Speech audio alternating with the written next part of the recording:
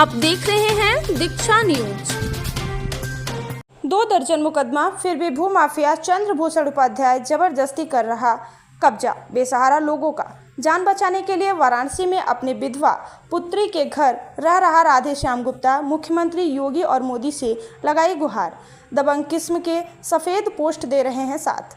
योगी मोदी साथ दे वरना खुद से जीवन लीला समाप्त करना होगी मजबूरी। दबंग सरकारी हेरा फेरी में भी जा चुका है जेल।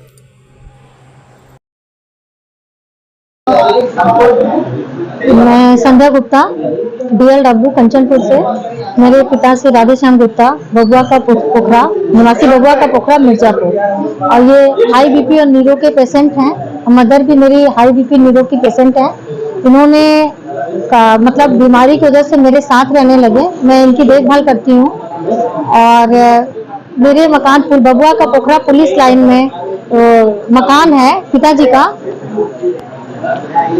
का मकान है, जो कि पिताजी का मकान है बबुआ का पोखरा पुलिस लाइन में। वहाँ पे किराए पे 4 कमरे नीचे के चंद्रभूषण उपाध्याय जी, जो कछवा के निवासी हैं, वो रामचंद्रपुर के, पिता उनके गुलाब चंद उपाध्याय। उन्होंने मकान पे लगभग 2.5-3 साल से थे और मुझे थोड़ा सा आभास हुआ कि ये कुछ गलत कर रहे हैं, तो हम लोगों ने इनसे कहा मकान खाली कर दीजिए। तो गलत आदमी, मैंने इनको 26 जनवरी को बार बार कहा कि इन्होंने इनको जान से मारने की धमकी दी। मैंने DM महोदय मिर्जापुर को एप्लीकेशन दिया, थाने में भी एप्लीकेशन दिया। थाने से एक बार पुलिस गई, इन्होंने पता नहीं क्या किया, मुझे नहीं मालूम, इन्होंने अपना पुलिस को वापस कर दिया और कहते जो करते बने कर लीजिए। बराबर यही करते रहे। फिर बोले कि मैं मेंटेनेंस में बिजली और नल वल जो टूटे हैं उसका मुझे 1,21,000 का बिल दिया। कहे कि ये हमको दे दीजिए तो मैं आपका मकान खाली कर दूंगा। हमने कहा कि नहीं, इतना नहीं दे सकते हैं। मेरे मामा जी ब्रिजेश चंद्र गुप्ता के मस्जिदा में इन्होंने 90,000 लिखा पढ़ी से लिया और बोले कि ऑनलाइन पेमेंट हुआ। बोले कि हम आपको 16 जून को मकान खाली कर देंगे और 12 जून को इन्होंने पैसा लिया।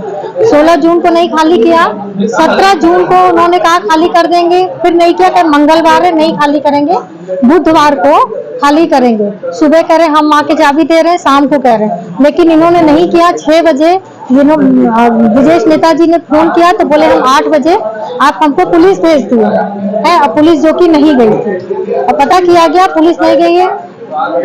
और मैं मोदी जी और योगी जी के संसदीय इलाके से हूँ और उनसे मेरा भिन्न निवेदन है और प्रार्थना मैं उनसे करती हूँ कि मेरा मकान, मेरे पिताजी का मकान जो कि खाली कराया जाए और हम उनके कब्जे में आए। आपका परिचय है? मैं संध्या गुप्ता DLW कंचनपुर की निवासी हूँ। क्या मामला है, आज क्यों आई? मैं इसलिए आई हूँ क्योंकि मेरे पिताजी का मकान मिर्जापुर में बबुआ का पोखरा पुलिस लाइन में है। मेरे मकान में श्री चंद्रभूषण उपाध्याय जी रहते हैं लगभग 2.5-3 साल से।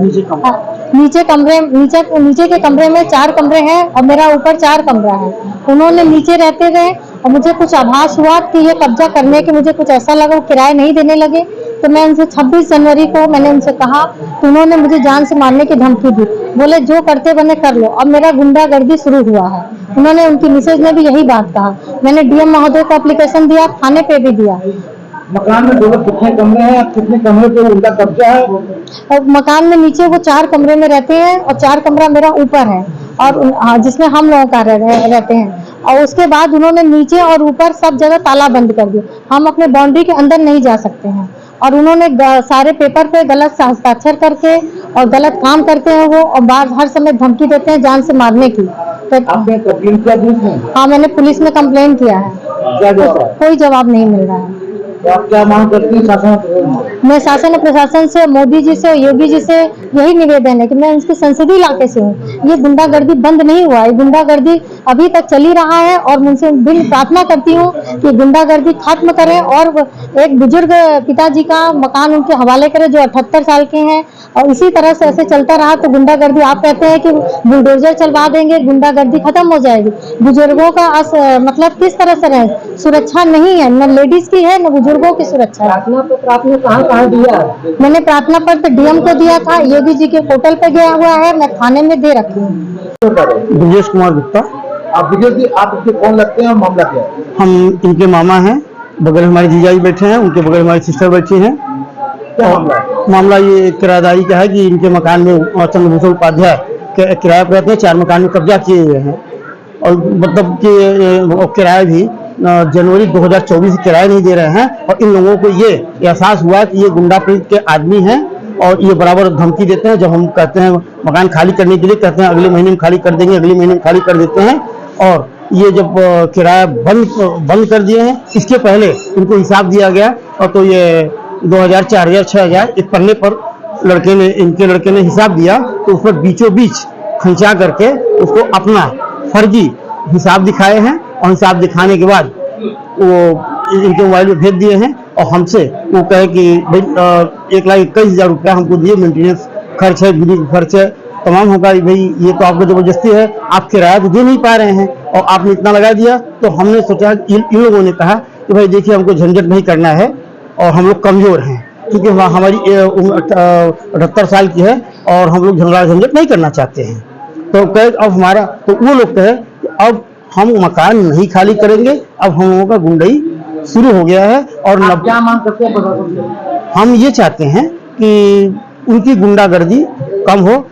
हमारे यहाँ उत्तर प्रदेश में माननीय योगी जी के वजह से गुंडागर्दी खत्म हो गया है और ये चाहते हैं कि ये गुंडा माफिया किस्म के आदमी हैं, इनको भी सबक सिखाया जाए।